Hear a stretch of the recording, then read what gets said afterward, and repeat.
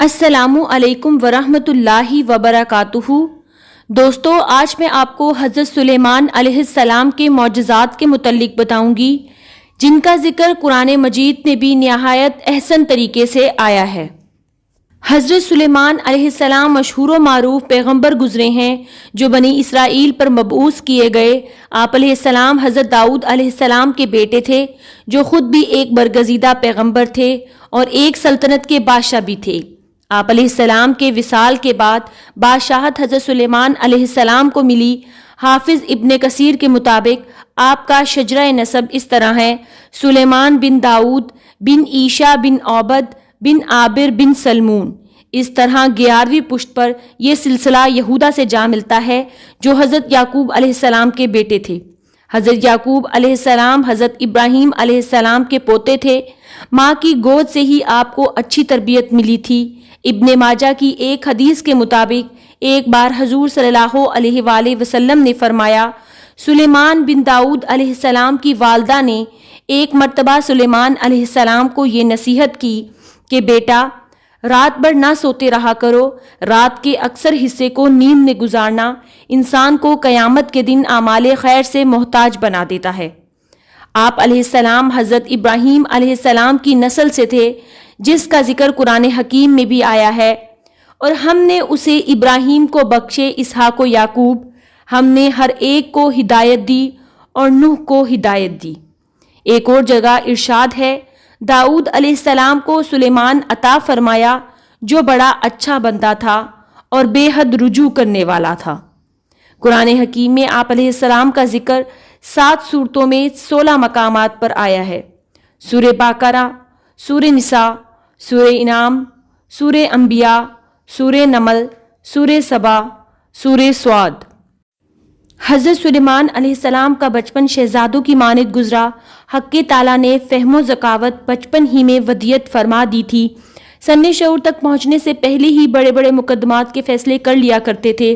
اللہ تعالیٰ نے چونکہ آپ علیہ السلام کو نبوت کے لیے پہلے ہی چن لیا تھا، اس لیے تمام اسرار و رموز سے بھی واقف کرا دیا تھا۔ پھر پیغمبر باپ کی صحبت میں رہ کر آپ کا علم اور نکھر گیا۔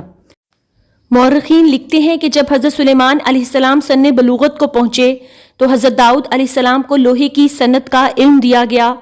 پرندے اور پہاڑ آپ کے ساتھ پروردگار عالم کی حمد و ثنا کرتے تھے۔ آپ علیہ السلام کو دیگر علوم کے ساتھ پرندوں کی بولی سمجھنے کا علم بھی دیا گیا تھا۔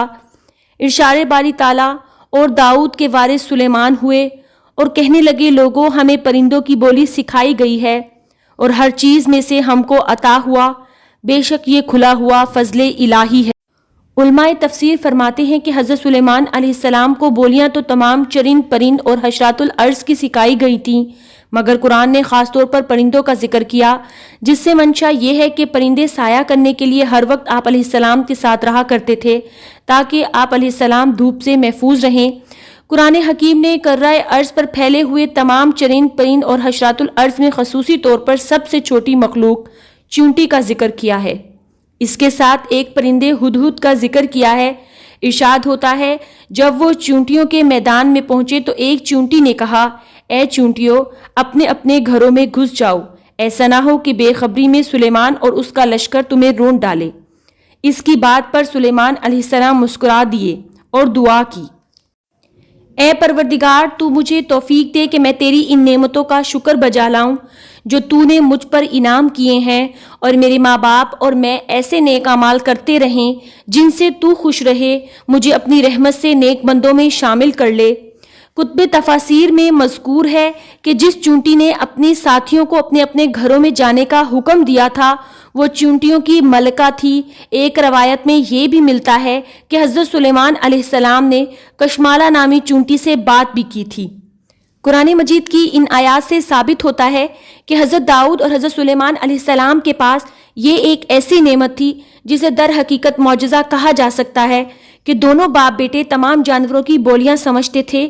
شاہ عبد القادر رحمۃ اللہ علیہ فرماتے ہیں کہ اللہ نے حضرت سلیمان علیہ السلام پر بے انتہا احسانات کیے اور یہاں تک فرمایا کہ اس بے انتہا دولت کو خرچ کرنے میں تم سے کوئی باز پرس نہیں ہے، مگر اس کے باوجود ایک بادشاہ ہوتے ہوئے بھی سلیمان علیہ السلام نے اس دولت کو مخلوق خدا کی خدمت کے لیے امانت الہی سمجھا۔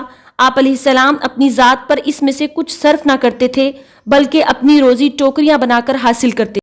حضرت سلیمان علیہ السلام کو تعمیرات میں بھی خاصی مہارت اور دلچسپی تھی. وہ اس تعمیر میں گارے اور چونے کے استعمال کی بجائے کسی سیال دھات کا استعمال چاہتے تھے. حق تعالیٰ نے ان کی خواہش اس طرح پوری کی کہ زیر زمین تانبے کو سیال شکل دے دی. اس سے قبل کوئی بھی شخص تانبے یا کسی اور دھات کو سیال شکل میں تبدیل کرنے کا ماہر نہ تھا. یہ معجزہ تھا جو سب سے پہلے آپ علیہ السلام کو عطا ہوا. اللہ تعالیٰ نے حضرت سلیمان علیہ السلام پر یہ انعام کیا کہ زمین کے جن حصوں میں تانبا پانی کی طرح بہہ رہا تھا ان چشموں کو آپ علیہ السلام پر آشکار کر دیا. اس سے قبل کوئی بھی شخص زمین کے اندر دھات کے چشموں سے واقف نہیں تھا. ایک روایت کے مطابق تانبے کے چشمے یمن میں واقع تھے. اللہ تعالیٰ نے ہوا کو بھی حضرت سلیمان علیہ السلام کے لیے مسخر کر دیا تھا. یہ بھی ایک معجزہ ہے. آپ جب چاہتے صبح کو 1 مہینے کی مسافت اور شام کو 1 مہینے کی مسافت کی مقدار سفر کر لیتے تھے.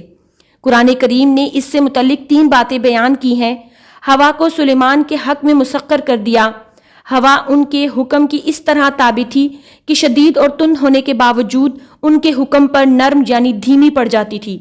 نرم رفتاری کے باوجود اس کی تیز روی کا یہ عالم تھا کہ حضرت سلیمان علیہ السلام یہ سفر صبح و شام جدا جدا سفر ایک گھڑ سوار کی مسلسل 1 ماہ کی رفتار مسافت کے مساوی ہوتا تھا، جو آج کے تیز ترین طیاروں سے بھی زیادہ ہے.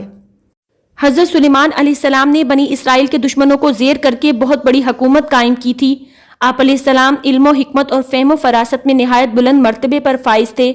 تمام وحشی جانور، پرندے، زمین پر رینگنے والے کیڑے مکوڑے اور جن و انس آپ علیہ السلام کے تابع فرمان تھے.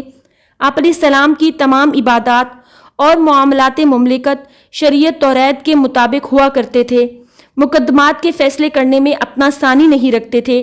حضرت داؤد علیہ السلام نے بھی ایک مرتبہ آپ علیہ السلام سے فیصلے میں مشاورت فرمائی تھی، جس کا ذکر قرآن پاک میں موجود ہے. اے پیغمبر، داؤد اور سلیمان علیہ السلام کا واقعہ بھی لوگوں کو یاد دلاؤ، جبکہ وہ دونوں ایک کھیتی کے بارے میں جس میں کچھ لوگوں کی بکریاں جا پڑی تھیں فیصلہ کرنے لگے، اور ہم ان کے فیصلے کو دیکھ رہے تھے اور ہم نے صحیح فیصلہ سلیمان کو سمجھا دیا تھا. دوستو، اگر آپ کو میری یہ ویڈیو پسند آئے تو اس کو لائک کیجئے اور مزید ایسی ویڈیوز دیکھنے کے لیے میرے چینل کو سبسکرائب کیجئے. شکریہ.